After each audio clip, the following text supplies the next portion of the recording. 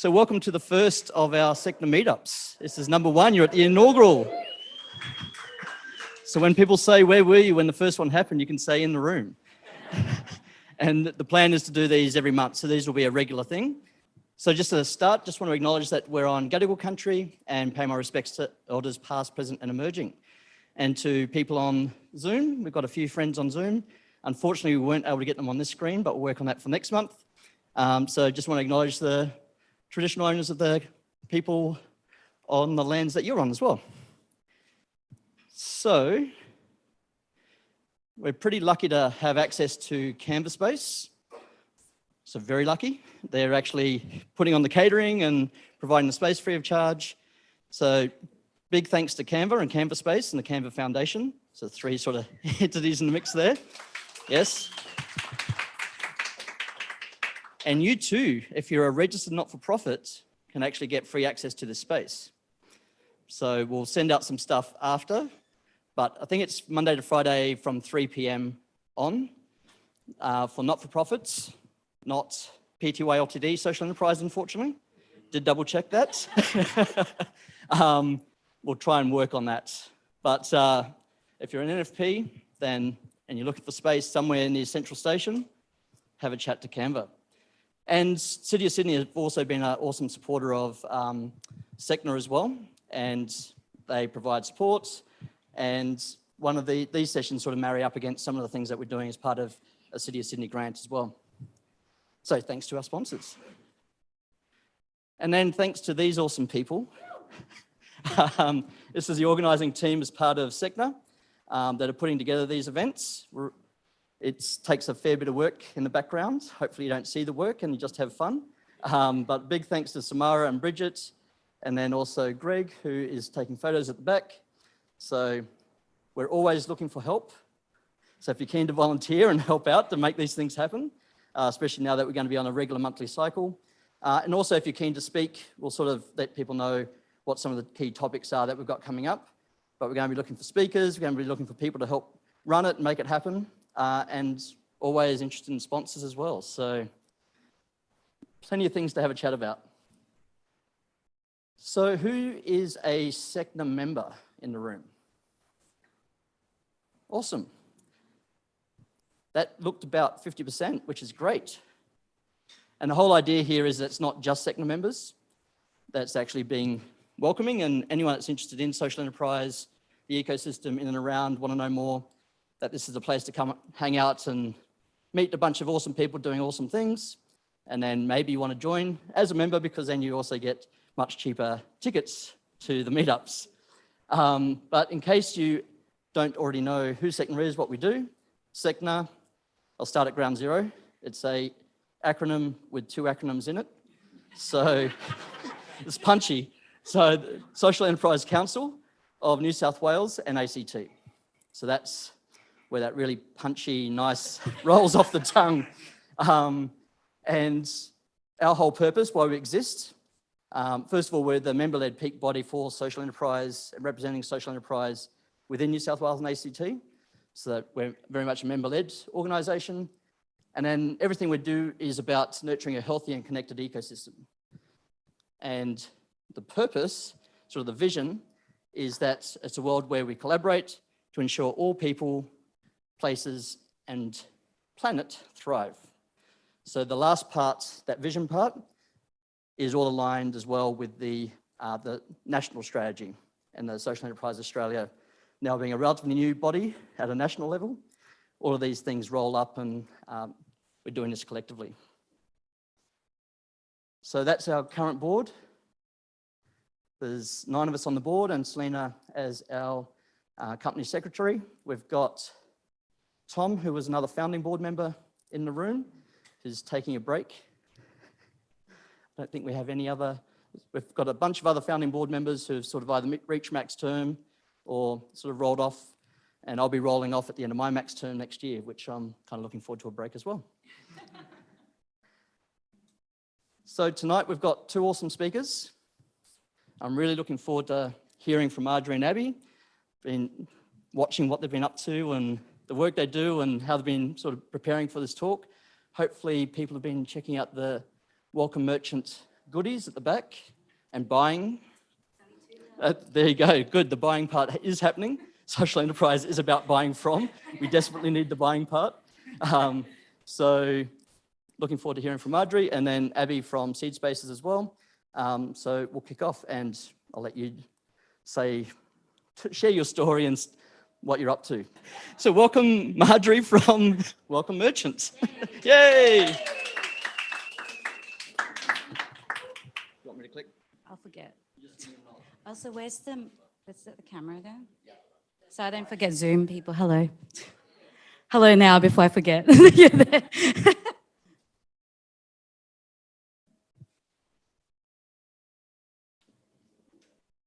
I feel like I'm at karaoke, so I do love karaoke, but not tonight.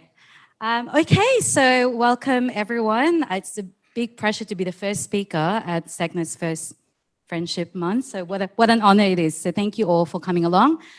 Just before I get started in the presentation and go into my little spiel, I also want to acknowledge the traditional owners of the lands that we meet on, which is the Gadigal people of the Eora Nation. As someone from a migrant background, I recognize that I'm, profiting off the ongoing colonization of this land. So these lands were never ceded. This is and always will be Aboriginal land. So for any elders past and present and emerging, I just want to extend my respect to you. And then we get started. All right, so this is my very pretty presentation. No, okay, that's fine. All right, so hello again. So I'm Marjorie Tenchavez. I'm the founder and director of Welcome Merchant. We are a social enterprise, proud member of SECNA. So we've been, okay, so our mission is to elevate the voices of refugee-powered businesses across Australia.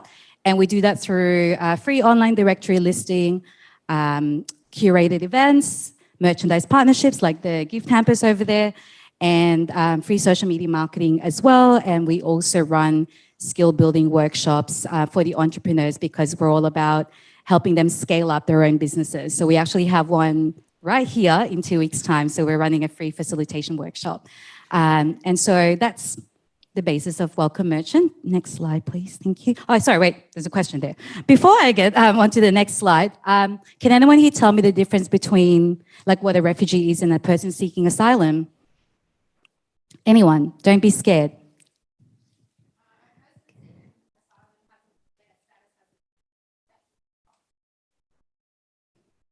That's correct. Yes. Yes. You get a point. Katrina, well done. Yeah. So, like a lot of people think they think they're both the same, but they're very different. So we work with a lot of people seeking asylum, entrepreneurs who've been waiting for over 10 years now for their visas to come through. And because they came here by boat, so they're being punished for that. So in Australia, there's about 38,200 people seeking asylum on various visas. So it could be safe haven enterprise visa, temporary protection visa. That one doesn't necessarily allow them to leave the country or like go back to see their families. It also restricts them from sponsoring their families to come over here. And with refugees, so they come here for various reasons, for maybe due to their sexual orientation or because of war or their political or religious affiliations, or all for different reasons as well. Next slide, please. Thank you. These are some stats there for you. Like as it says there, that's currently there's about 34,329 in total, like refugees that have come to Australia, but they don't count those that are on temporary protection visas. So that's not a correct stats anyway. And next slide, please. Ta-da!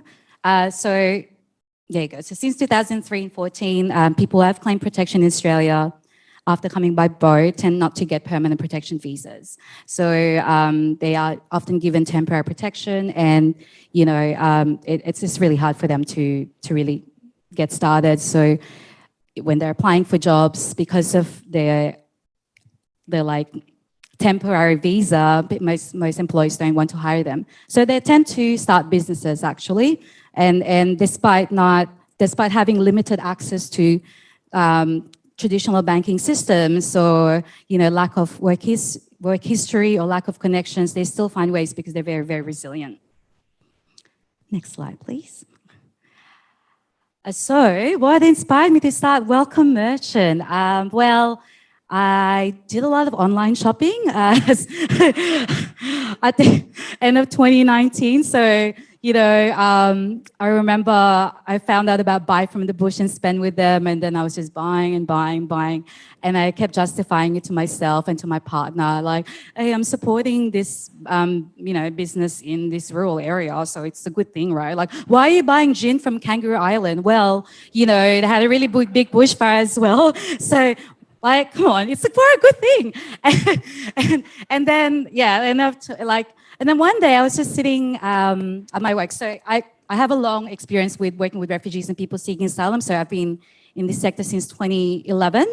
And I was just sitting at my old job, it was like a stereotypical light bulb moment. And I was chatting to two colleagues of mine, like, why don't we do one for refugee entrepreneurs? Like there wasn't one, like there is, and we are still the only consolidated platform for refugee-owned businesses from across Australia. And then my two colleagues looked at me like, yeah, that's great. Who's going to start it? I can find me. I guess it'll be like, we have children. Like, okay, I'll start it then. So I just launched it on Instagram in March 2020. I had no intention of turning into a business or social enterprise. It was just going to be an Instagram account. But before I get into that, as I said, my anti-racism work started much earlier than 2020. Next slide, please. Can anyone tell me where or what this is? Wild guess. Yes? Not quite, but close, yes. Oh, right. Yes, that was an ABC show originally, I think. But it's Villawood Detention Centre. So that's in Sydney. That's right here in Sydney. So that's in southwest Sydney. So not far from Bankstown. I studied social science at university, and that was, a while ago now. But so I was a mature age student. I gravitated towards other mature age students in the class. And then one of these my fellow mature age students is named Jessica Compton. She and I became friends, and she told me about this volunteer run group that she was running at the time called Villawood Volleys. So she organized trips to Villawood Detention Centre on weekends to really give them the poor refugees and people seeking asylum at these detention centers something to do, like activities or even something to look forward to, because they had nothing really. Some of them did free English classes, but they don't run very frequently. So we tried to, the purpose of that was to show them that despite the government policies, there are still everyday Australians that care about them. And so I joined her group for about a year. We visited Villawood Detention Centre. It wasn't easy because the people running it, so it's these detention centres are often run by private companies. So at that time it was Serco, and I know Serco is doing other things right now, going into the health space. But anyway, won't go off on a tangent. But I've seen some of their ads. I'm like, oh, and then I get flashbacks from that time. Like there were times like I'd come up and they say, oh, where's your proof of address? I'm like, I was just here last week. So they came up with new rules every single time. So I remember my first ever trip to Villawood Detention Centre. It was to teach them how to make a worm farm, which I didn't even know how to do it myself. So like, yeah, sure, I'll join. Like I can learn that too. So I was just pretending along, like showing this poem. I'm like, yay, hey. And then we became friends, and we'd just have picnics, and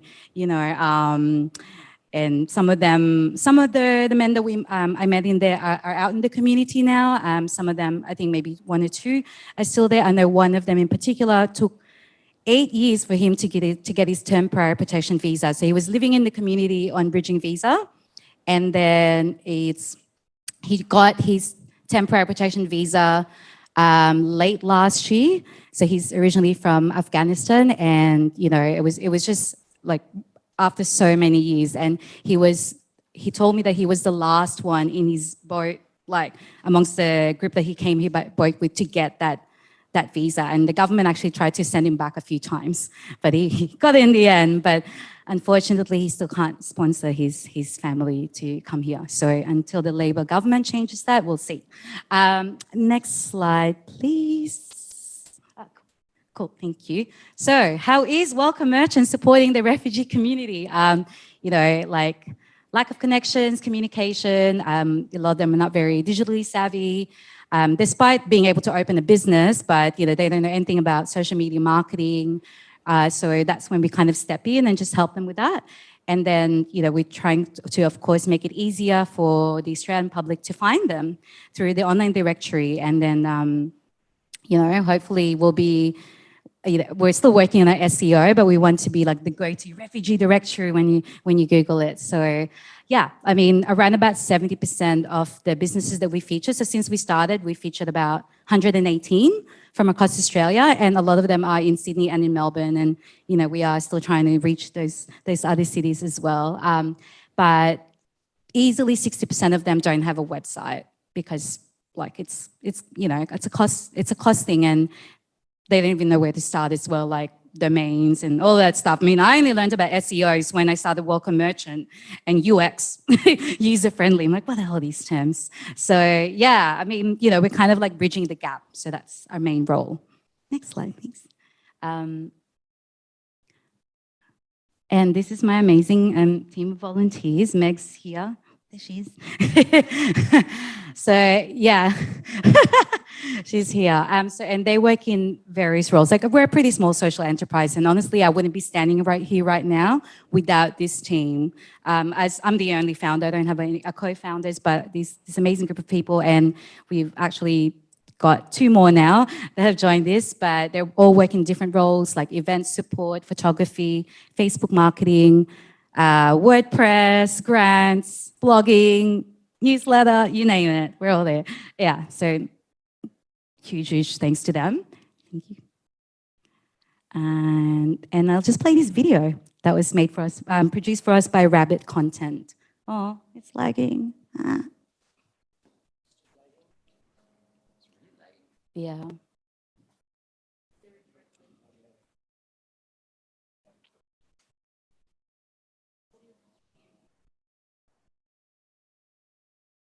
It's on YouTube, so we have a channel with about 3 videos. Okay. We don't know what's going to break right now, though. Oh yeah, big risk. This is a video featuring 3 of the merchants that we work with. So one of them is here tonight, actually, Rasha, because a little celebrity in your midst. Oh, well, we'll just have to... Rasha, can you reenact your scenes? I'll sing the... I know the background song off by heart now. Oh, it is a really nice video, so... We can send out the link to your... Yeah, or you can all just go on welcomemerchant.com. It's there. It's on the homepage. It's a good reason to subscribe to Welcome Merchants on YouTube. Yes, subscribe, like and subscribe. We have. Oh yes. So that's the next slide. So, yeah, that video is not there. That is a different image now as the video, but that's our website, welcomemerchant.com. As I've said, we are the only consolidated directory for all refugee and asylum seeker owned businesses. And this is free of charge, so they don't pay any money whatsoever. And the reason why we can do that is because we run events. So I'll go into that in a minute. Next one, thank you.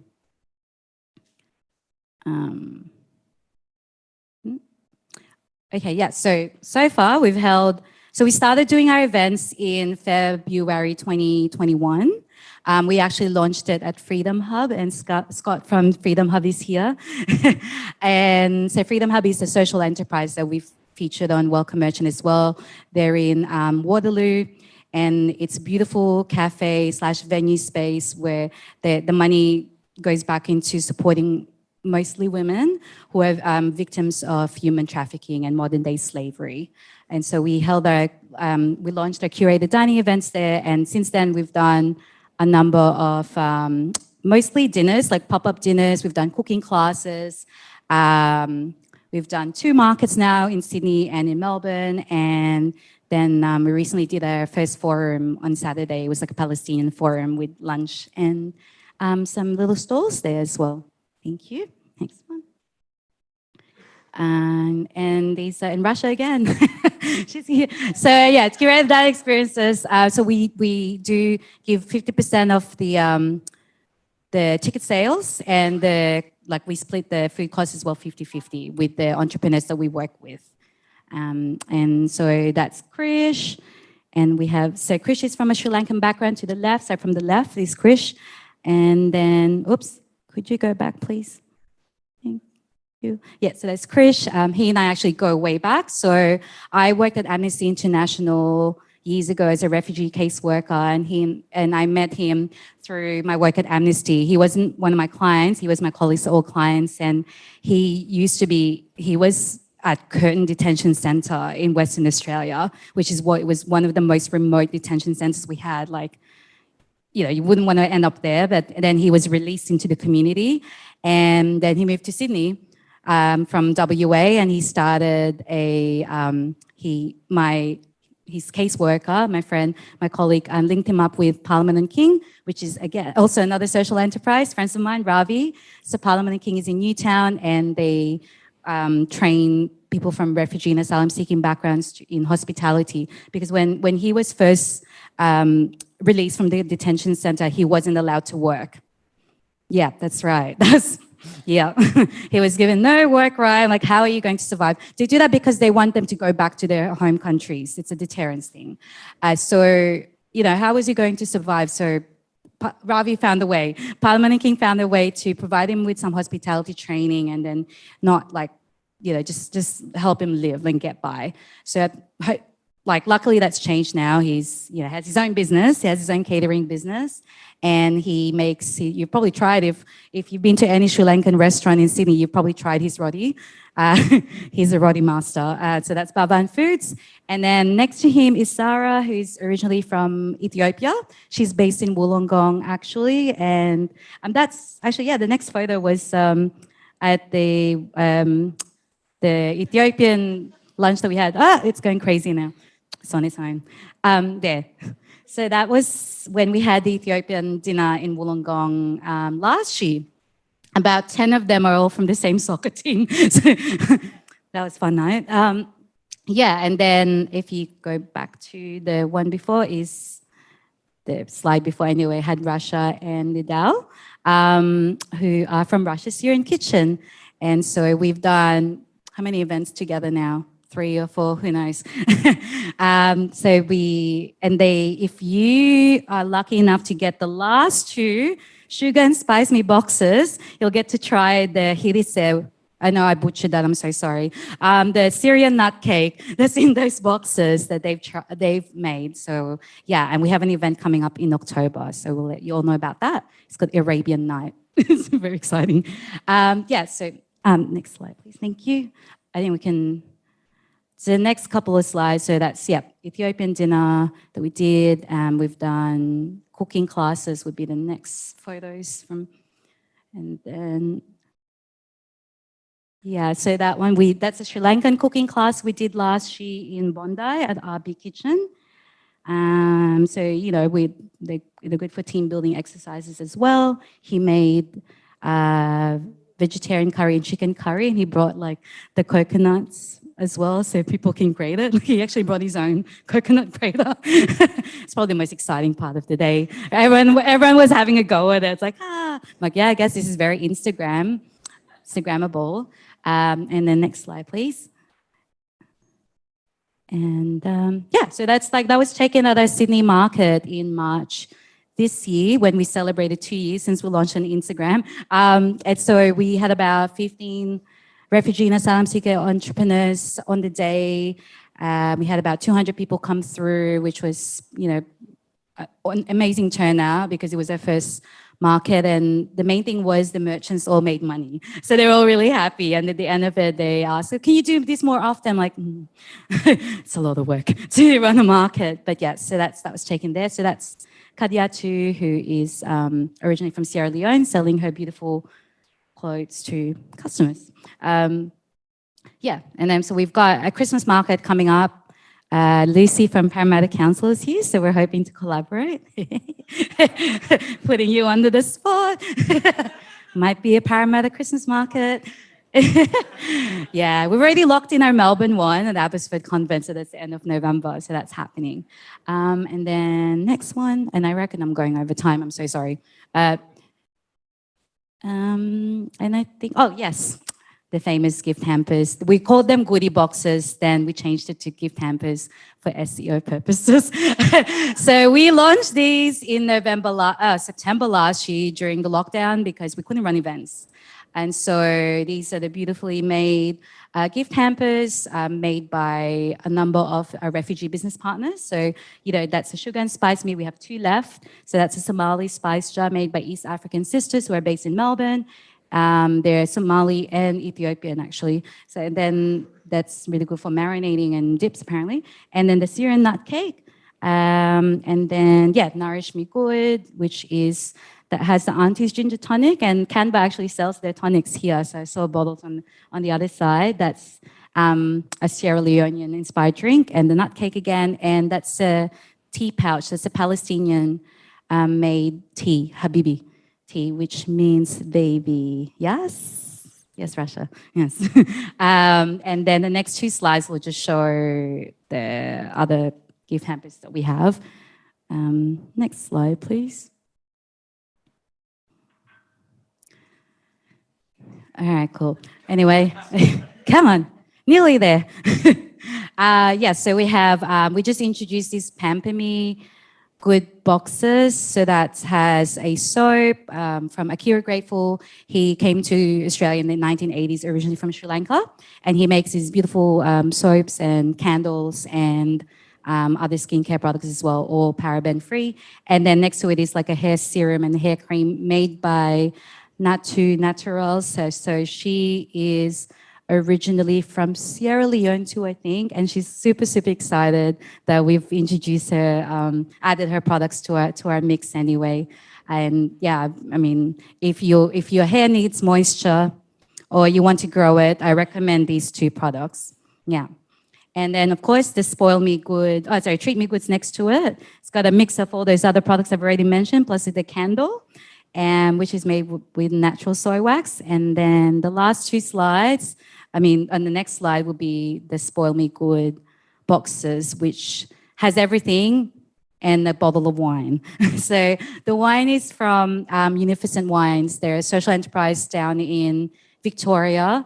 They donate 50% of their proceeds to Sisterworks, which is another charity that helps women from newly arrived migrant and refugee backgrounds. So yeah, like we sell them in Shiraz and Pinot Grigio. If you come to any of our events, that's the wine that we're selling, Munificent Wines.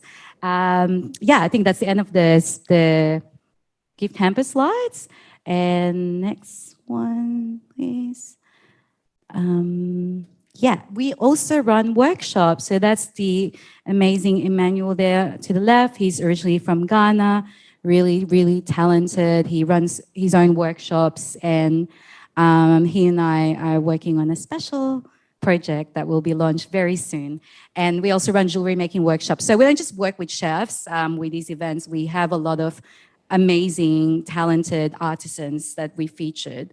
So jewelry design, charcoal drawing, there's even a lady that makes the soaps herself, and someone that makes the handbags from scratch. So they can, we try to incorporate them or run as many events as possible with the artists. And usually it'll be a corporation booking them in for one of their workshops.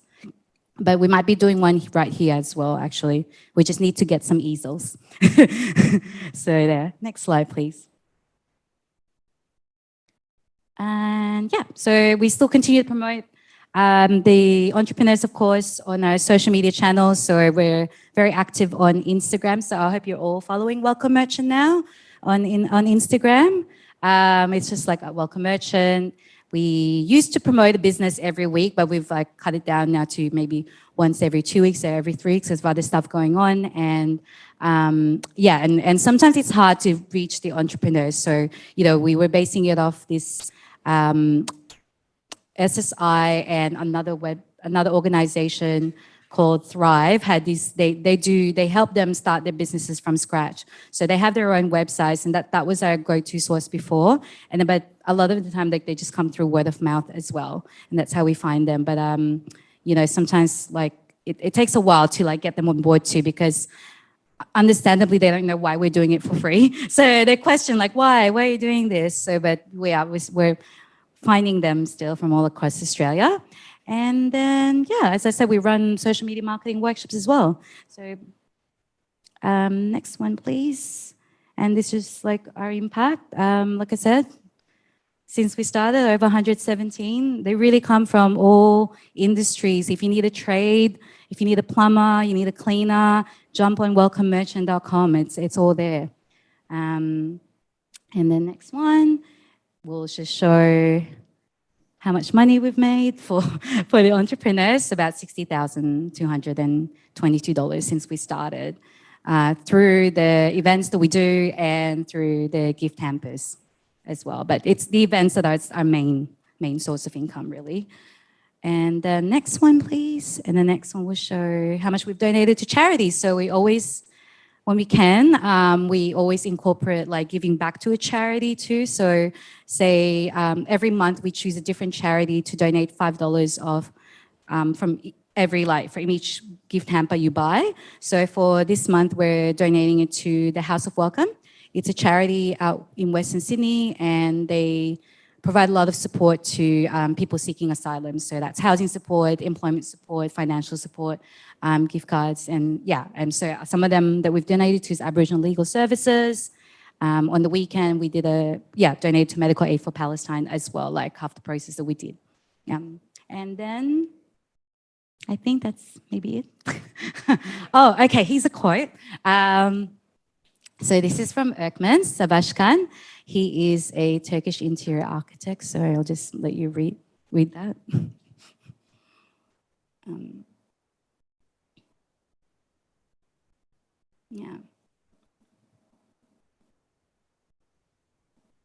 Yeah, so I didn't make it all up. So you can find him on erkmansabashkan.com. But yeah, he's and he and I have become friends now as well. So he's really amazing. And probably maybe that's it, I think. No, there's more. There you go.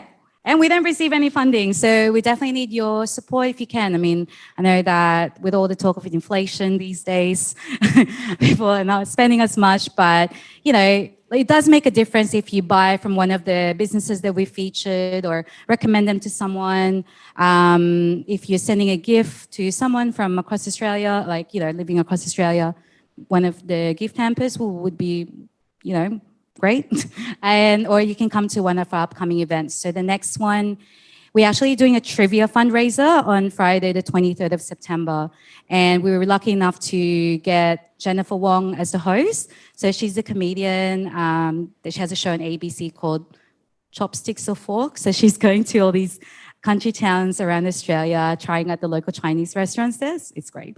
And so she's hosting that. And so we are trying to raise funds for like our operational costs. And one of the chefs that we work with, she wasn't in the photo before because that was taken before she joined. She's from a Malaysian background, and she's also from a person seeking asylum. She'll be cooking a Malaysian buffet on the night. So that's, you can buy a ticket on our website, like welcomemerchant.com. And it's $50 that will get you through the door with Malaysian buffet. And then, we're also donating $5 to, this is what my business coach keeps telling me, like, you're just not making money. You keep donating. It's like we're donating $5 to the Asylum Seekers Center from each ticket. So that's the 23rd of September for all you trivia heads out there. And I'm the one doing the questions, so I'll make it very easy. It's really sad I can't join. And so, really that's it. We also have a Patreon account. We have one patron now, which is really exciting. And so in exchange to becoming a patron, you get a recipe from one of the chefs that we featured, so every month. And yeah, I think really that's it. I think so. There you go. Thank you all.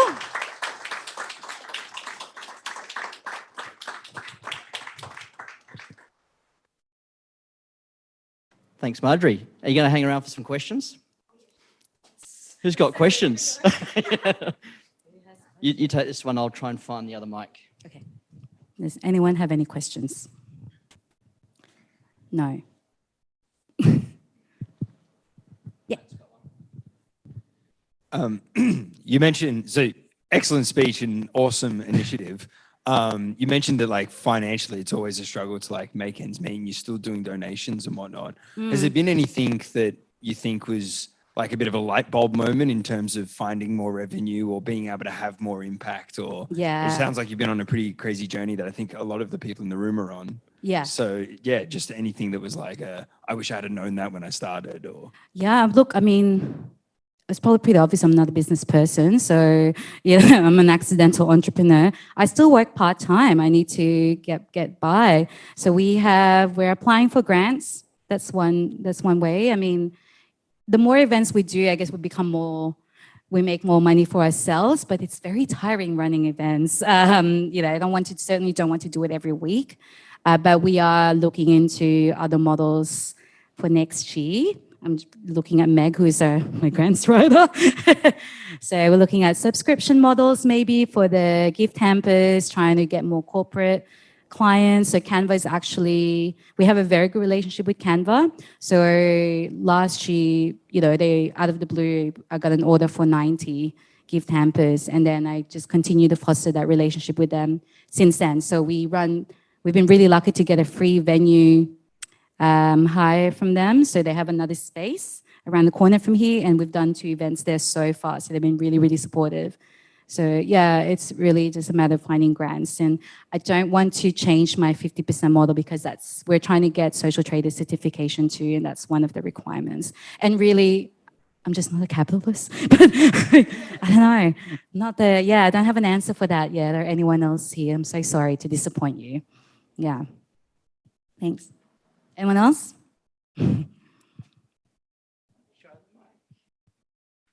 No? Okay. I don't need this. I whisper into the mic. How welcoming are these detention centres for outsiders to come in and contribute some form of goodness? I mean, it's been a while since I visited. So when I first started visiting it, that was 2011. And yeah, I mean, one of the reasons why I stopped, it was just getting harder and harder, like trying to get past the bureaucracy. They were always coming up with new rules. One of the things that we did was, we did like a book drive in different languages, in the community languages, like that were commonly found at the detention center. And we actually got heaps of donations. It was we had an amazing response. And, there was never an assurance from SECNA if they were actually going to give these books to the men that were there. And I remember asking 1 or 2 of them, like, did you ever see it? Like, they had a library apparently. So it's really difficult. And I did go back there when I was working at Amnesty International. So one of our visits, because at Amnesty, we were looking after people that were still in detention and then also the ones that were in community detention. So we looked after people that were from all over Australia, from across Australia. We also looked after some of the ones that were medically evacuated here from Nauru and Manus, and that was another, it was a pretty traumatic job, but I mean, I couldn't have done it. Like, I'm glad I did it, but yeah, when I left, it was hard. But I remember going back to Villawood when I was in Amnesty. So in a matter of like 3 or 4 years, they added like 3 more fences. Yeah. And then they changed the visitors area as well. It was when we were there in 2011, it was more welcoming, it was more open. People can actually chat.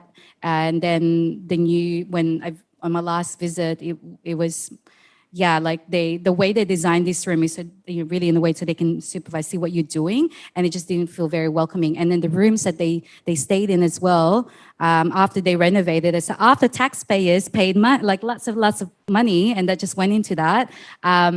The rooms that they were housed in had no doors, they had no toilet doors, they didn't give them any privacy whatsoever, because the guards just wanted to be able to walk in whenever they wanted to.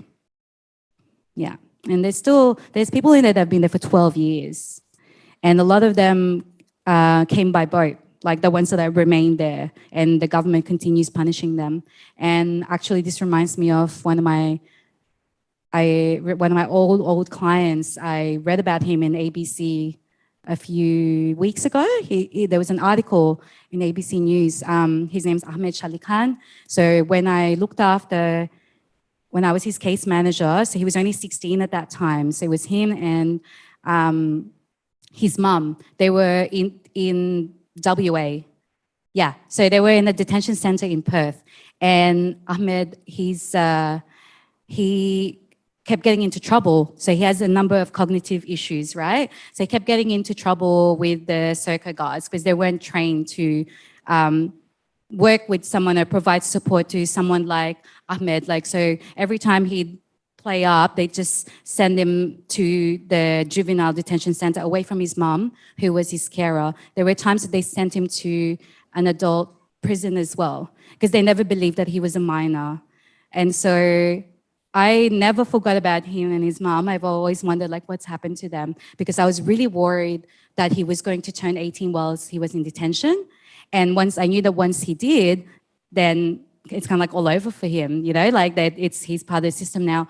And unfortunately, that's what's happened. So he's still there 8 years later. His mum is in the community now. So they gave her temporary, or is it safe haven visa, but they gave her temporary protection visa, and she's his carer, and she has a number of health issues herself. But he remains in detention because unfortunately he's racked up like more criminal charges against him now, because his condition has just really worsened. So yeah, this ABC News article came out, and it's like, oh no, it's Ahmed. And so I started a petition. I haven't checked in a while, but I think we racked up like 500 signatures. It's on our link tree anyway, if anyone wants to sign that. And I've got into contact with, he's working with 2 lawyers right now. So he has a lawyer from Human Rights for All, that's Alison Battison, and then he has a criminal lawyer representing him as well. But I just reached out to them and said, like, I just want to let you know, if you can pass it on to Ahmed, like, this is the amount of people that you know, want him to be freed from detention. But yeah, it's pretty scary. Like, I just don't see any end for him. So not very welcoming. That's my answer. Yeah. Anyone else? Cool. Thank you. Awesome.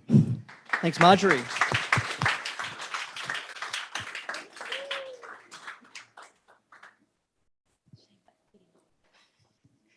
So thanks a lot, Marjorie. That was awesome. And while we do a changeover, you know that you can go to YouTube and go to Welcome Merchant and watch the video that you couldn't see a moment ago. And hopefully this will happen quickly. All right. Should I welcome you?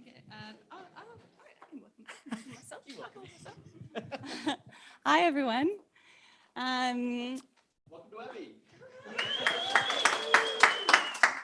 Trying to figure which hand I want to go on this for this one. So hi, everyone. Thank you so much for taking time out on a school night to come and hang out with me. As someone whose bedtime is usually around 9:30, I really appreciate this. So my name is Abbey Pantano. I am a co-founder at Seed Spaces, which is a co-work and event space based in Glebe. And I'm also a founder and community architect for Seed Impact. So Seed Impact is a digital community membership for social impact entrepreneurs. And yeah, it was such an honor to be asked by Ben. We actually just connected a couple weeks ago to be speaking on this topic. And there were just so many different ways to, I've been working on a new version of the term skin a cat, because I hate that term. So we're talking about different ways to pat a koala bear. It just feels like, this feels nicer. So many different ways to pat this koala bear. But what I decided the piece that I really wanted to share with everyone was about finding your community and how that can change the world. So I think probably the best place to start is the beginning. So a little bit about me. I was born in New Mexico to my parents. My mom came from Iowa, my dad came from Detroit. My grandparents spread out from Mexico all the way up to Denmark, Germany, and over to Italy. So we are a family of wanderers. And I was around the age 8 or 9 when we made the decision to move to New Zealand. So the journey begins. Over the course of 3 years, I went to 5 schools. I constantly was getting to reinvent myself. I actually kind of went into it with vigor because it was kind of cool to go in and be like, I'm going to be the new me. I'm going to be the different me. I'm going to get rid of all those annoying traits that I had. But unfortunately for me, I was going into my teenage years, so I was just going to keep on getting more annoying. Kind of crescendoed right there around high school and dropped off. And I think there was my first couple of feelings of belonging that happened for me was first getting to be part of the Kapahaka group over in school, like when we first arrived in New Zealand. And then the other piece for me was joining netball team. But the thing is, I wasn't quite good enough for the A team. I was in the B team and a reserve for the A team. So I kind of was like, it's kind of on the outside, but every now and then I got to jump in and have a bit of fun. And I feel like I was also part of the drama group, but I didn't really want to be on the stage. So I was doing hair and makeup in the background. So again, I wasn't really in the inner circle for the drama group, but I was kind of flirting, hanging out the sides. And I kind of, because I was doing a lot of this bouncing around, I don't feel like I really set down these roots. It got to the point where by the end of high school, I felt really lonely. I really struggled with friendships. I was bouncing around. I was going into the wrong groups, and I finished high school, and 3 days later, I got on a plane to Seattle. I could not get out of there fast enough. My aunt happened to be in Seattle, and I got a job at this quaint little coffee store, Starbucks. I'm not sure if you guys have heard of it. Yeah, it's just a little one. And that was actually my first experience of community and belonging. We had this incredible group of staff, but my favorite thing was each morning getting to see this list of customers who would come in to see me. I was essentially a legal drug dealer, let's be real. But it was like, they were just so excited to see me. I would get to know their names. I got to know their orders. We had the one that I'll never forget is John, who had a tall half decaf, 2%, which means that you had to do half full fat, half non-fat, 180-degree Fahrenheit, a quarter pump of sugar-free vanilla latte. This is an actual drink. It was a bit fucking outrageous, let's be real. And when John turned up during rush hour, when there was a line around the corner, I was like, oh, here we go again. But it was just the chance to go, hey, John, no worries, I've got your order coming right up. By the time he got to the counter, I had that waiting for him. And I got to be able to create this sense of belonging for these people who were coming into the cafe each day. So that was like a really special experience for me. And I think I hadn't realized that that was community at the time. I just was like, this is a great job, and I just love the people who are here. So I was there for about a year.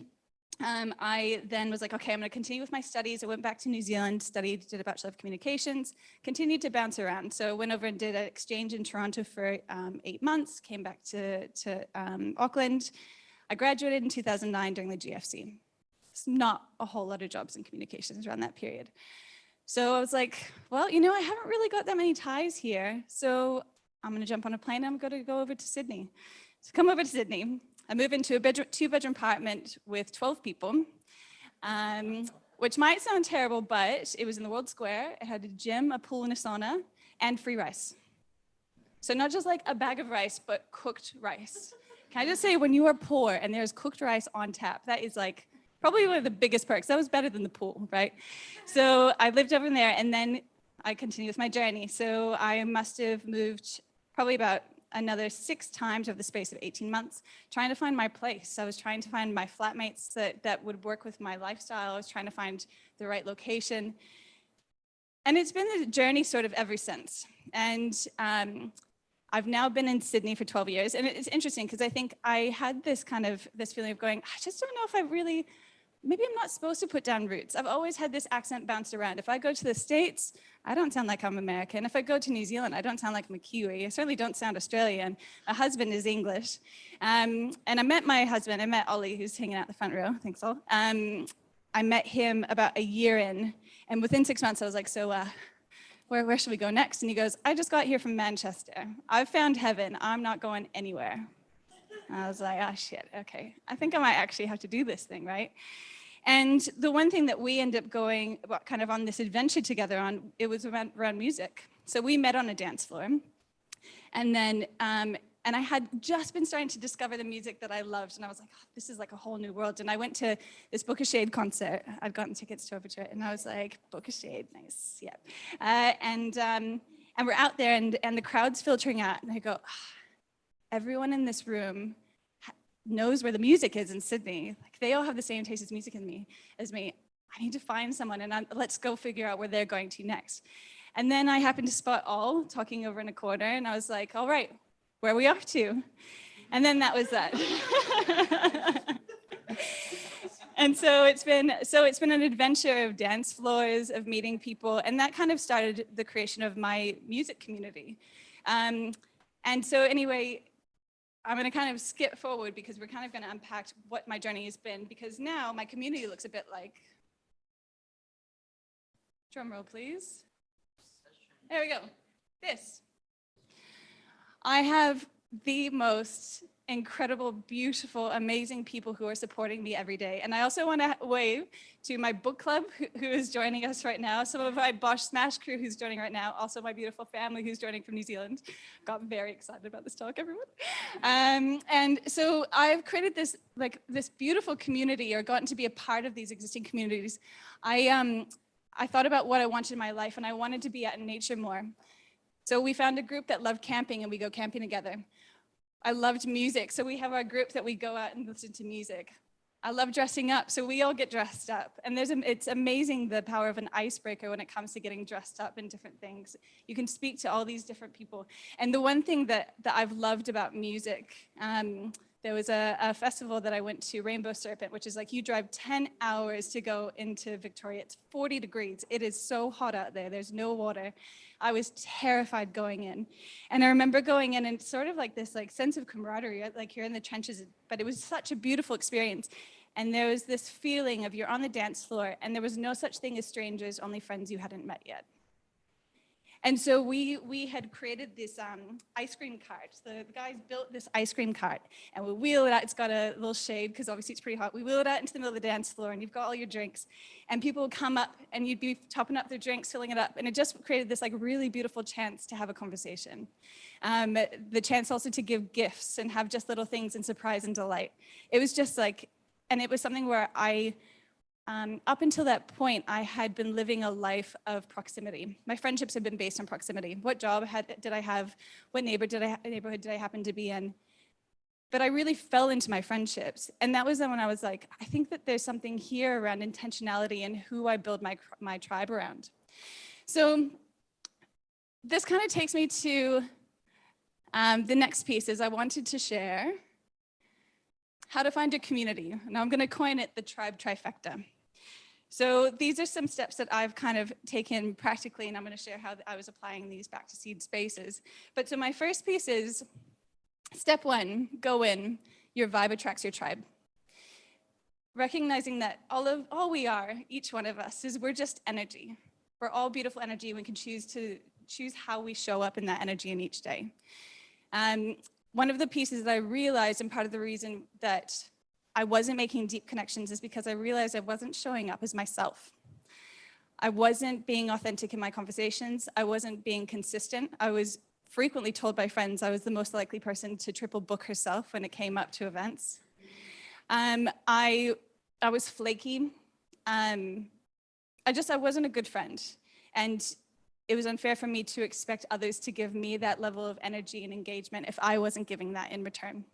So there's this really interesting exercise. So there's this book, which I'll refer to a couple of times. So there's a book called Belong by by Radha Agarwal. Mickey is her sister. She also wrote a fantastic book. So Radha Agarwal, and she created this community called Daybreaker. And she basically had recognized that she was like, I love the dress up, I love the dance, but I don't like the party culture. And how can I still find this? And so what she started to do with friends is they would, on a weekday, before work, they would get up early, they would do yoga, they would dress up in their festival gear, and then they'd have a sober dance party, and then they go off to work.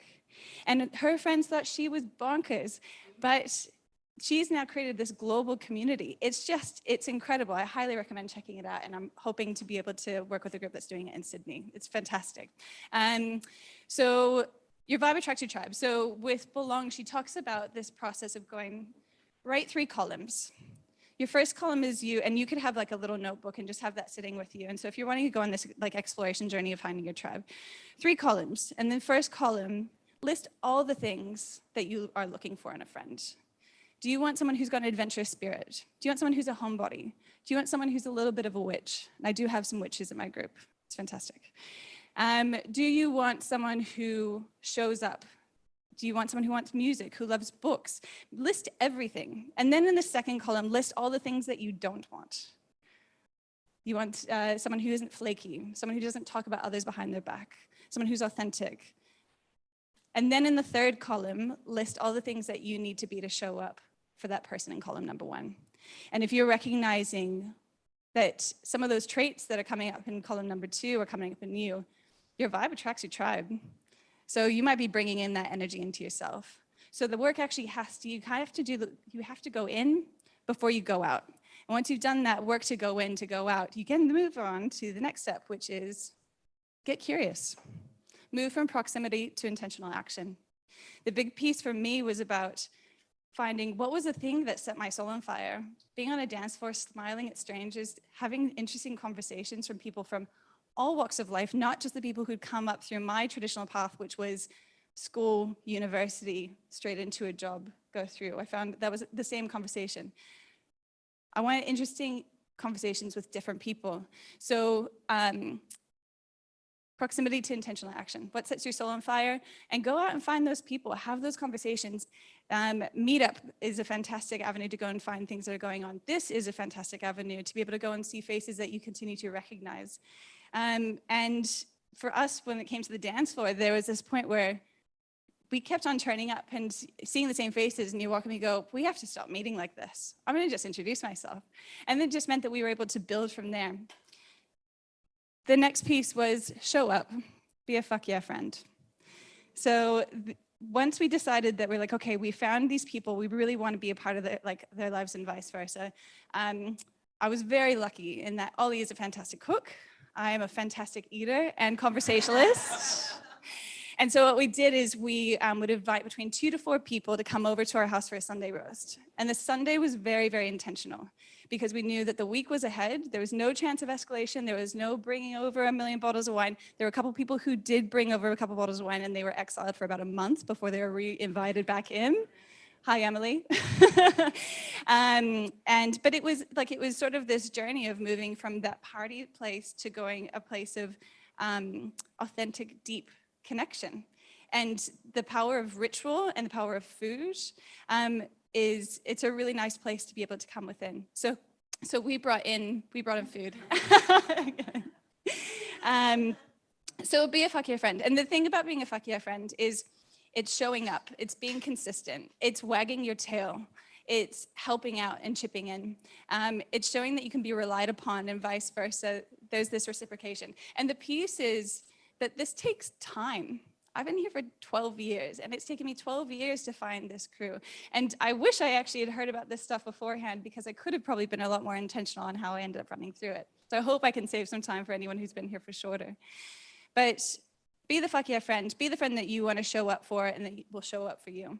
And you're going to attract that crew. So this takes me to the next piece, which is the seed impact story. So creating impact-led community during a pandemic. So here's the story, and I apologize to some of you who have already heard this one before, but I'll give you some foundations. So I'd spent 12 years working as the head of marketing and partnerships for international retail brands.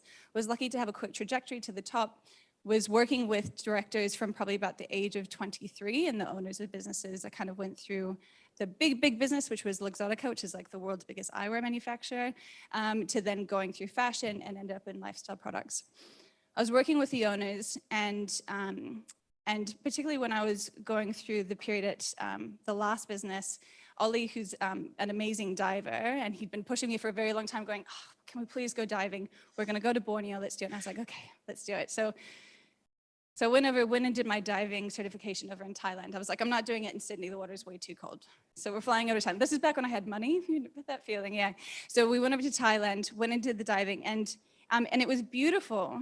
But on the third dive, we go down there, and I realized that there's probably about 3 times as much plastic in the water as there are fish. And I'm kind of looking at the fish, and then I get the little glimpse of that plastic. I'm like, I'm just going to swim over here and pick that up. And I see another fish. Oh, nope, there's another bit of plastic. I'm going to pick that up. I got to a point where I was just on a deep sea plastic dive. I'm stuffing it all into my wetsuit. I get up to the top, and I unload it all. Like, the instructor is just looking at me like, what in the world?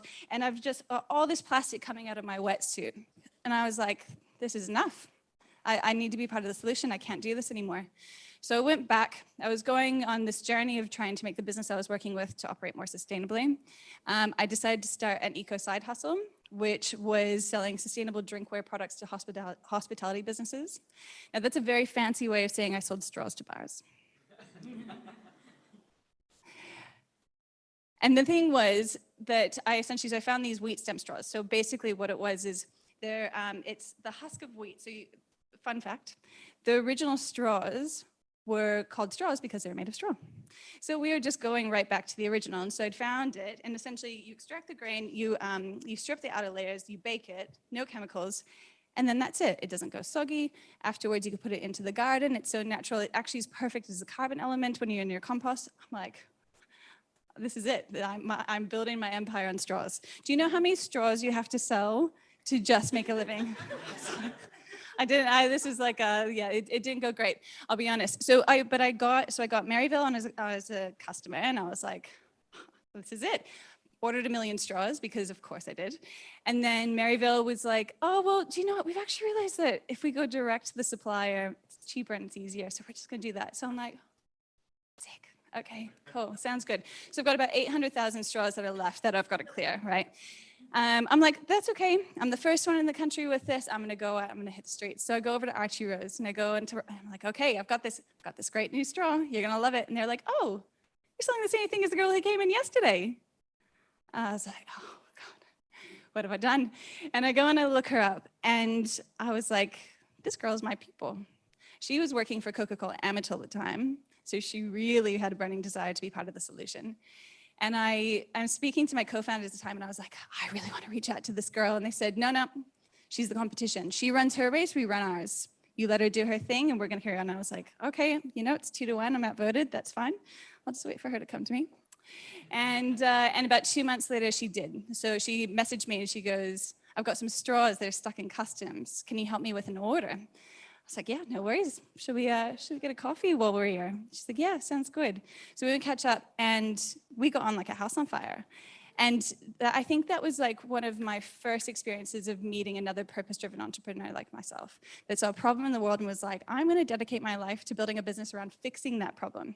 She had the same issues as me, but also she was way outperforming me. And I couldn't figure out, I was like, what is, I had all this background.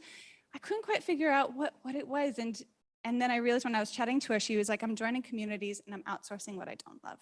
I was like, okay, that sounds cool. Okay, so I'm thinking community.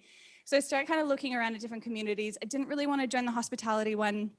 I tried a couple of other ones, and the problem was with the other ones is I was having conversations with these founders, and it was just not setting my soul on fire. And I think they just didn't really understand what I was doing. I felt embarrassed walking up when they were like, oh, I've got a huge architecture firm, and I'm building 20-story buildings in the city. And I'm like, I sell straws to bars. Oh, no, sustainable drinkware products to hospitality businesses. That's right. And I was like, this can't be it. And so essentially 2020 came up. I was made redundant from my role.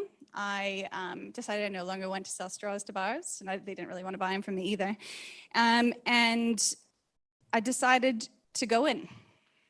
I sat there and I thought about, what is it that I want from this? What is it I want from this community? What is it that I want from this experience? And what is it that I want from life? And one of my favorite things that I'd had when I was in that business was talking to people when they had a business idea. I was like, oh, tell me more. tell me why you got into it. And so many of them, particularly early stage entrepreneurs, it was because they saw sustainability was a big key piece. But like, I love listening to Marjorie's story about how she saw this piece around refugees and to build a business around there. And so I was like, okay, so I know these are the people I want to be around.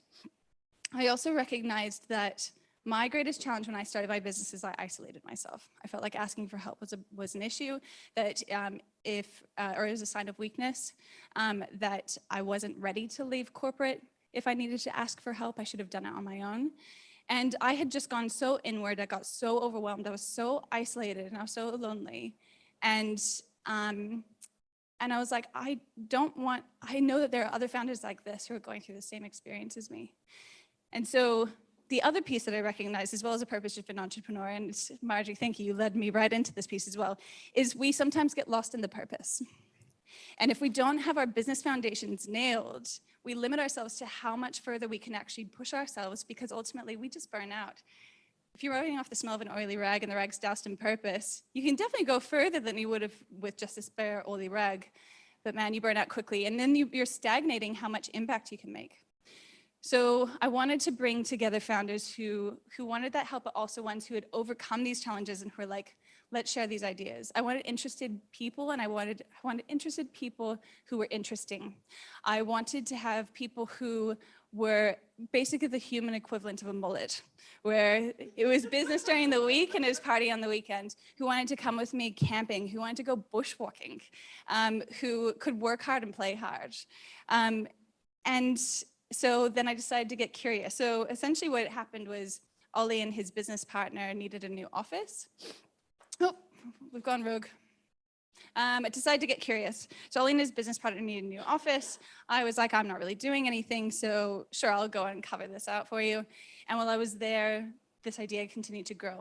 I mean, people kept on coming in. I kept on having conversations going, what is it that you feel like you're missing?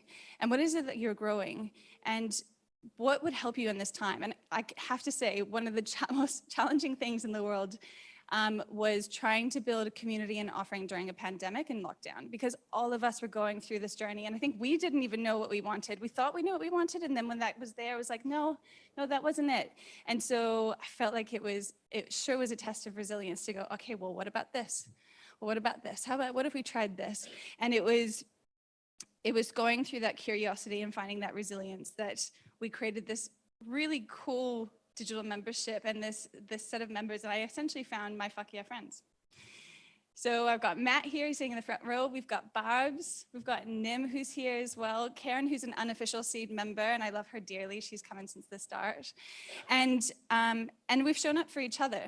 I've continued to persevere and connect and bring together these different entrepreneurs. And I have this vision that to be able to unite a group of people who are all on a mission, and we don't have to have the same mission. So this is the beautiful thing is, just like community, just with impact, everything is connected.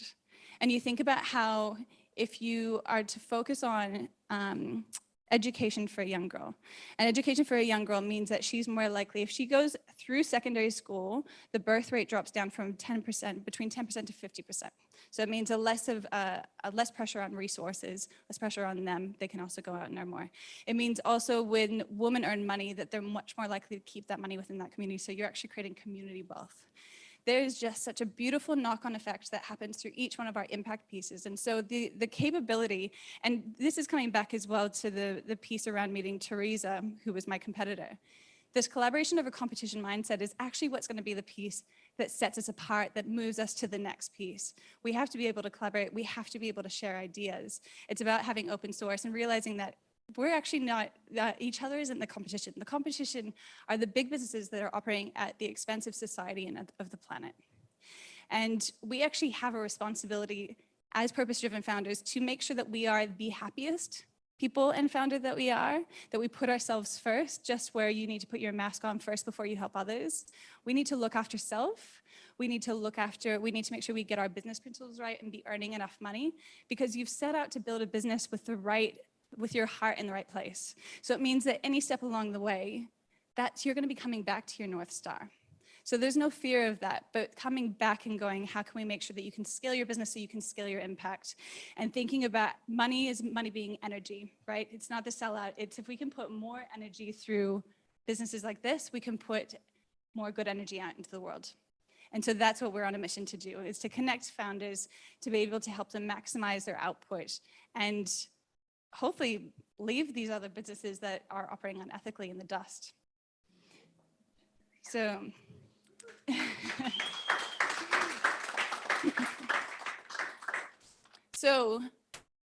not everyone has to go on the journey of building a community. It's hard work, but anyone who does want to go on that journey, come and chat to me. I'm so happy to help you. We need more communities like ours. There's a, I can't remember the name, but there's like a theory around have between like 150 to 200 people in a community that stays hyper-connected before you start to lose. And I think what I'm wanting to build with Seed Spaces is not the biggest community in the world, but the most connected community in the world. And so we need these individual communities to be coming together and to be building relationships with each other so we can collaborate. So the portals to belonging with impact, obviously SECNA. Thank you so much again for putting this on, and thank you so much for asking me to speak.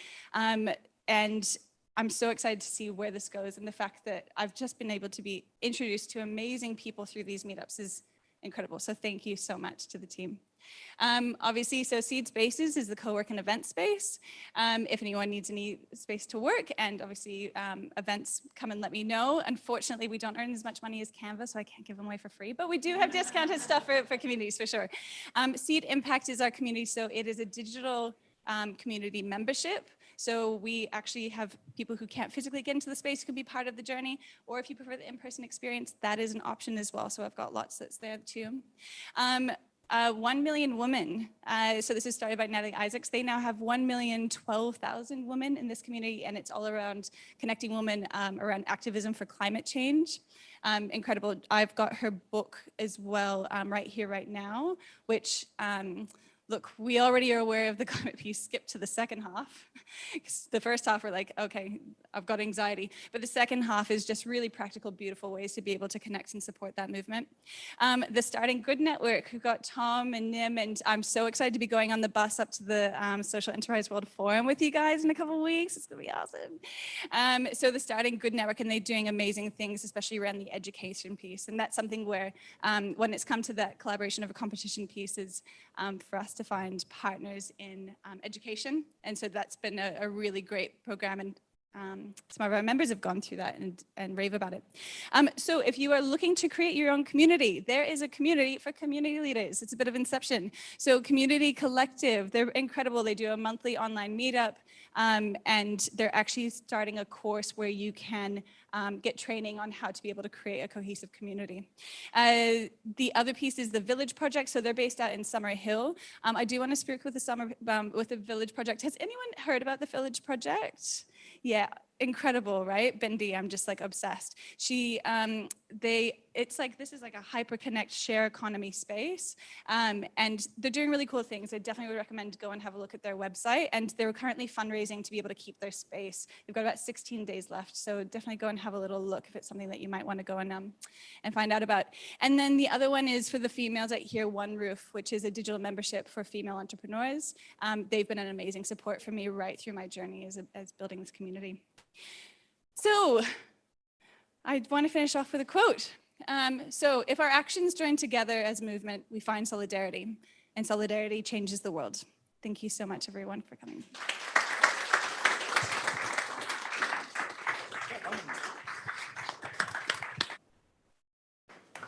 Awesome. Thanks, Abbey, sharing a little bit of your story and some of the lessons. I found that awesome. Questions? I have a mic for people with questions. Go, Matt.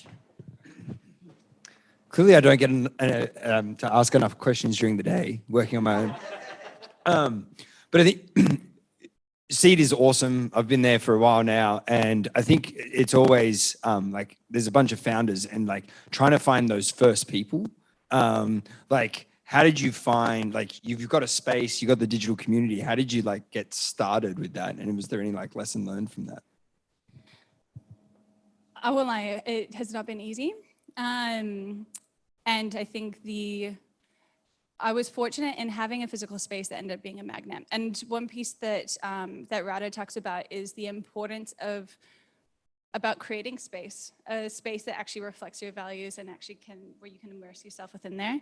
And so I was lucky in that when people came in, they saw the space is all recycled timber. It's filled with plants. Everything is secondhand, upcycled. So it really reflected my values, and I was lucky to be able to go, I'm not kidding, I'm not lying. This is it. This is what I live and breathe. We had our recycling stations and our food waste and our zero waste snacks by Community Cupboard. Anybody need zero waste snacks? Community Cupboard is fantastic. But I think a lot of it was about conversations, about perseverance, about coming to events like this, and getting curious. I think the other piece as well was about removing expectation. It's really hard not to turn up and go, oh, I'm giving all of this, so I should get this in return. It comes right back to those principles of belonging, right? You have to show up, and you have to show up consistently, and you have to show that that's the person that you're going to be for them, because people struggle to put that trust into others. And when you put trust into others and they let you down, you get burnt. And particularly when you get used to, like, in a transient city like Sydney. Not fun fact, Sydney, oh no, did I mention Sydney's meant to be the third worst world for making friends?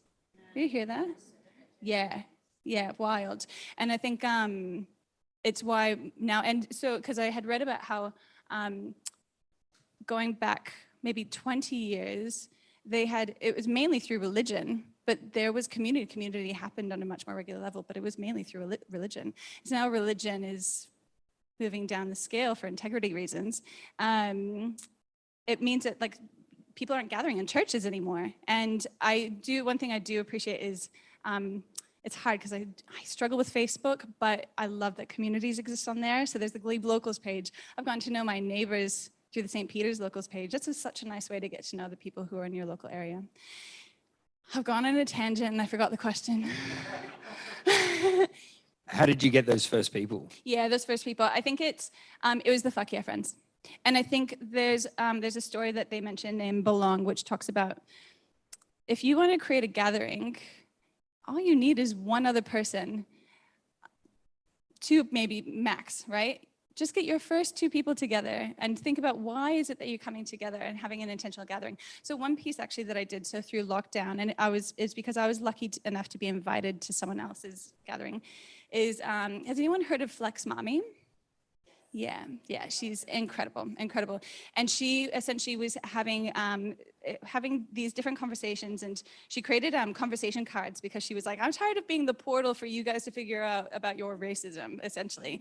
And so she was like, I want to create these conversation cards which get people to have meaningful conversations. And so she has these cards called reflex cards. And so what it is you read out the question, and you give a quick answer, which could be like, are you an introvert or an extrovert? You go, oh, I'm an extrovert. And then you stop and you have a think about it and you go, why have I said that that's the case? And by the way, it's a trick question. Everything's a spectrum, let's be real. And the piece with that, though, is then you're answering your question and then everyone's thinking about it. And I found that the sweet spot's probably around 5 maximum on those calls. But then the others go around and go, oh, yeah, well, this is what's coming up for me. And so you would, as the person who's hosting, you go one at a time. But it meant that you're having deeper and more interesting conversations. And when I was curating those 5 people, I made sure that they didn't know each other.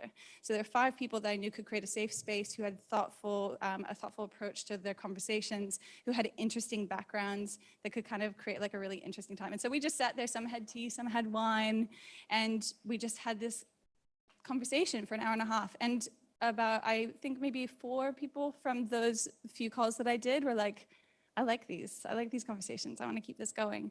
So that was a kind of cool way to be able to just bring people together, have conversations, and they go, oh, are we gonna do more of this? So I think it is about finding, ritual is another really good piece as well.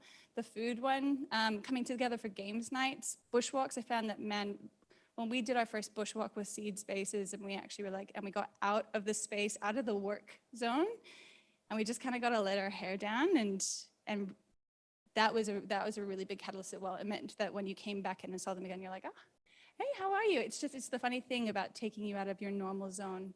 So I think definitely taking people out of that workspace, but then also being able to hold each other accountable. But yeah. Hi. I am. The question was, am I looking to scale seed spaces? So right now, I was really fortunate in that, and this is something that I will throw out there, is there are amazing programs with universities where students want to get practical experience and they want to work with social enterprises. So I was really lucky to be connected to General Assembly with their UX team, and their UX team did a 3-week project pulling community out of my head and putting it into wireframes. How hugely valuable. And I think the big piece right now is getting everything documented from a tech perspective. So it's about getting onto the website, getting the self-onboarding, and then what happens is I get to come in and feed in. And so my kind of title that I run around is community matchmaker. Like, my favorite thing is getting to know people. And that's where I kind of was talking about the portals, right? You could kind of go and have a guess and see where you're gonna end up. But when you find someone like me, or like probably Nim or Tom is a community leader as well, we know the people in our community. Karen actually would be another fantastic one. Come and have a chat with us, get to know us. Keep in mind your portals are very busy because they're very connected and they're busy connecting others, but we can help connect you up to the other people. So I'm trying to figure out how I can simplify that process so I can scale that piece. But the vision that I have for Seed is that it'll be Australia-wide community, and then I want to set up global hubs. And I don't know if I'm necessarily the person to do it. I think it's about finding the fuck yeah friends who are based over in those cities who were like me, that just go, I just want to connect people and I want to hear their stories. And you don't have to know. I mean, I am business illiterate. And it kind of is my superpower, because I don't try and jump in and fix your business. I'll go, I know someone who will help you with that piece, right? So the intention for me there is to find people in those hubs overseas. And then it means that when you go, okay, I want to take Welcome Merchant over to the US, we go, all right, Marjorie, let's get on a plane. Let's go see him. Let's get it done. And it means that you've already got a purpose-made community that's over there. And how cool to make the world just that little bit smaller and go, like, my dream is I want to live overseas 3 months of every year, and I want to work 3 days a week. This is where I'm at. And I want to be able to go overseas and be able to sit down and go, I've already got my community right here who goes, this is where we're going to eat. This is where we're going to drink. This is where we're going to dance. And this is where all the best bushwalks are. And so it's about impact, but it's about fun. To answer your question, long story long, yes, I am looking to scale seed spaces. Yes? Hi, I'm Meredith. I've just started an enterprise called Community Circles Australia, which is about intentionally building a village around people. But my point is, I'm working with people from 0 to 110 is my oldest person. Really? And we're trying to bring back a village. So I'm wondering if you've considered in your communities that there are these extraordinary older people who have run businesses and been chefs and done all, have so much to bring and contribute in that reciprocity of that relationship. And so I just want to make that your challenge, that we look outside just the people who look like us to the people who can bring so much wealth and experience and expertise to our lives. Yeah, I love that. And I would love to have a chat after this about how that comes to life. And I think one piece that's been really powerful particularly through the second lockdown, is if you spoke to me before the second lockdown, I would have said community needs to happen in person first, and then it can continue to exist online. After that second lockdown, there was a reframe. And the beauty of now, where I think that you can tap into a community, you can actually feel engaged and feel a sense of belonging through a digital sphere, as long as the person who's at the helm is intentional, means that it opens up the door from an accessibility perspective beautifully. And so I think herein lies the opportunities, finding those people and going, let's do something together. What does that look like? And there was something I'd read which talks about how community is where everybody has a job. Everybody has a job, and you don't know necessarily what your job is, but it's about being able to come in and everyone can play their different parts, like a beautiful puzzle. So I would love to have a chat afterwards and see how we could integrate that. I love that. Thank you. I think we have time for one last question and a short answer. What is that? That's subtle. Let's see how brief you can be with this. One of the things I love about Seed is definitely the community and the fundamental part of business, like the education and skill development. What's the number one skill development that you see challenges new purpose-led founders as they're starting out? What skill did they miss? It's getting lost in the purpose. Leading with purpose is fantastic, but the thing is that we need to be lean, mean business building machines. We need to outrun the others. So this is the big piece. And so this is why I love, like, for example, Nim is, oh, there she is. So Nim's created a B2B authentic selling course, which is all about how to sell without being a sleaze bag. I wish I had this course when I had started my straw sales. I thought, up until that point, I thought that sales was all about the gift of the gab. I was like, oh, Percival, I can do this. And it was so hard. And what Nim does, which is beautiful, is how she creates this methodology on how you can really, because good salespeople isn't the people with the gift of the gab, it's the people who have processes and systems. And so with programs like what Nim's building, I get so excited when anyone signs up to her course, because it's like we get that foundation piece set. Again, we've got the North Star is built. So we've got that there. And I think one piece that I'm also working on is B Corp certification support for small businesses to get B Corp certified when you're ready at the 1 to 10 employees, because it's a lot easier to be able to purpose build a business at the start, then get to a certain point, break it all down, and have to build it right back up again. And so if you started with that as a foundation and continue to build, it means that as you're continuing to scale, you're kind of keeping it within the confines here. But definitely, I think getting that sales business part of the process nailed, because we got that purpose piece. I've got Elaine, who's in the community as well, who is doing mapping back to the global goals and impact mapping. I've got Kirli, who will help create powerful partnerships that go back to charities as well, which is cool, because I think the whole piece with charities and where the challenge is they spend so much time and energy fundraising. Now, if you imagine if we're just earning the money and we're getting the money into those grassroots organizations, and that means they can do more of that work on the ground, how effective that can be. So again, I think that if we're going in with that intention of going, we want to connect back with impact and partnering with those grassroots organizations, we can't do it all. I think that sometimes it's good to go, this is what my superpower is, I can make this money, and they're really good at getting on the ground. And a friend of mine, I know I'm going on, I'm sorry, but a friend of mine, which I love, so Ami from the Aminata Maternal Foundation, and I had this, she's just a beautiful speaker, and having a conversation with her about when it comes to helping others in other countries, how important it is from a representation perspective to help the people who are on the ground and not be the white savior and go in and help yourself. And when they can end up seeing the people who look like them, who are empowering the communities and making a change, that then has a beautiful knock-on effect. So our superpower is the fact that we live in a space, that we live in a global city where we can earn money and we can tap into education, we can get those dollars going, we can connect with the grassroots organizations and help them to be able to make that impact. So, money. Cool. Thank you. Thanks, Abbey.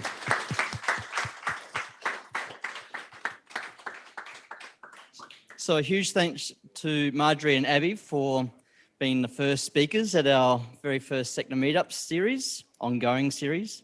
So many different threads in there in terms of how to increase social inclusion, belonging, and that theme of September being Friendship Month. So lots of threads to pull on. And luckily we can continue that conversation and keep making friends here now for a few more minutes. And then those who are so inclined, and I'm one of them, we'll go to the Keg and Brew. Keg and Brew? Brew and Keg. Keg and Brew. Around the corner.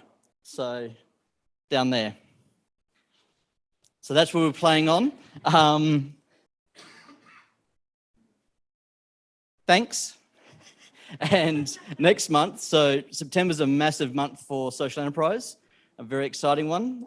Social Enterprise World Forum will be in Brisbane at the end of the month, the last week of September. So we've been waiting for this for a long time. It was actually one of the core driving forces and catalysts for SECNA to actually finally crystallize and form, and a bunch of the other state and territory bodies around the country as well. So it's been a massive focal point. It's probably good that it was deferred a year due to the pandemic. So we're all ready. We're ready to go in Brisbane at the end of the month. And how many people are going from the room? A load. And how many are going to be on the social enterprise bus? Yay! So how many seats are left? Woohoo! So if you want to be on a really serious bus talking very intensely about social enterprise for several days, heading up the coast, staying Sunday night at Nambucca Heads and Monday at Byron, is that correct? And so if you want to get the last seats on the bus, there's a whole bunch already in the room. Start some good. Tom leading the charge, Lucy from City of Parramatta, big supporter, and City of Sydney, another big supporter, and Future Super was the other, and ME as well. So some great supporters there, so a big shout out to them. Are you on the bus, Lucy? Yeah. Yes! So when we get back from the bus and back from World Forum, our next meetup on the 6th of October will be a highlight session from the World Forum. We've already got Lucy, you're roped in. Almost had Nandita, but she's going to be away. She was here. So we'll be, if you're going to World Forum and you're keen to be on a little panel to share some of your highlights, then come and have a chat. But that's what will be, if you either can't make it to the World Forum at the end of the month and you want to see what you missed out on and have a bit of a recap, that's what we'll be doing. And if you just want to relive all the fun, that's also what we'll be doing. So 6th of October, same place, we'll be playing on, and we will continue playing on now. But thanks again to Marjorie and Abbey. Remember their calls to action. Social enterprise lives on people actually being customers and paying customers. So don't forget those calls to actions. 2 more boxes left.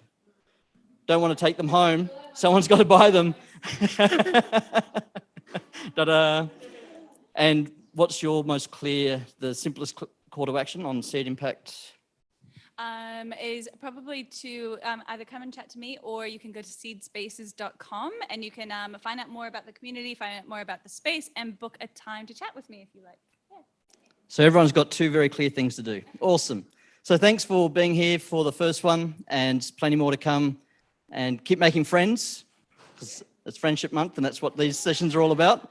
And more drinks, a few more grapes, and then we'll get kicked out and we'll go down the road and continue the conversation. Thanks, everyone. Well played.